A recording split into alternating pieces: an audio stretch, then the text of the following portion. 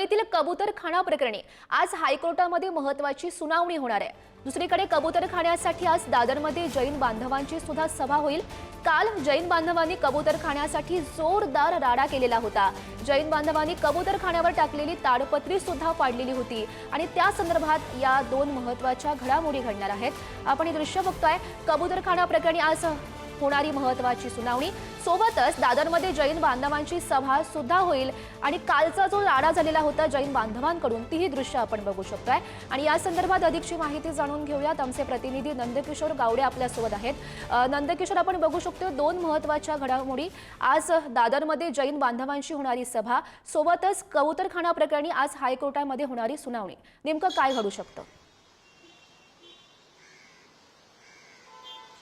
नक्कीच एकंदरीत जर पाहायला गेलं तर या संदर्भात मुख्यमंत्री देवेंद्र फडणवीस यांनी सुद्धा बैठक घेतली होती मंत्रालयात आणि यावरती तोडगा काढू असं एकंदरीत जे मुख्यमंत्र्यांकडून सांगण्यात आलेलं आपल्याला पाहायला मिळतं। आणि त्यानंतर जर पाहायला गेलं तर जैन बांधवांकडून काल याच ठिकाणी म्हणजे दादरचा जो कबूतरखाना आहे याच ठिकाणी मोठा राडा करण्यात आलेला आपल्याला पाहायला मिळत होता। प्रामुख्यानं मागणी हीच होती की या ठिकाणची जी ताडपत्री टाकण्यात आलेली होती बीएमसी अधिकाऱ्यांकडून ती काढण्यात यावी अशी एकंदरीत मागणी होती। त्याबद्दल आंदोलन होतं, मात्र आंदोलन कॅन्सल झालं आणि अचानक एकंदरीत जर पाहायला गेलं तर संपूर्ण जे जैन बांधव आहेत एकत्र येऊन या संपूर्ण ताडपत्रीला विरोध करून हा खुला करण्याचा प्रयत्न जो आहे तो करण्यात आलेला आपल्याला पाहायला मिळालेला होता। एकंदरीत जर पाहायला गेलं तर आजची सुद्धा स्थिती अशीच आहे।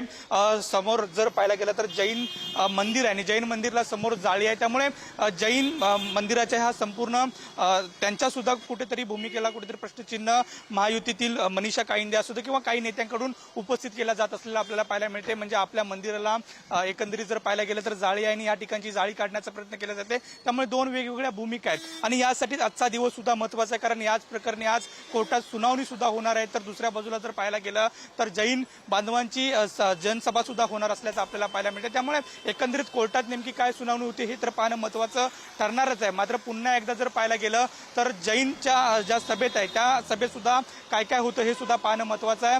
मात्र जर सध्याची दृश्य पाहायला गेली तर जो कबूतरखाना आहे त्या कबूतरखान्याच्या वरती जी संपूर्ण जी ताडपत्रीनं कव्हरअप केलेलं होतं ते कव्हरअप काल काढण्यात आलेलं होतं आणि आज सकाळच्या सत्रात मुंबईत पाऊस आहे, पावसामुळे काही कबूतर बाहेर आहेत। दिवसभर काय घडामोडी घडतायत हे बघणं महत्त्वाचं ठरेल। धन्यवाद दिलेल्या सविस्तर माहितीसाठी।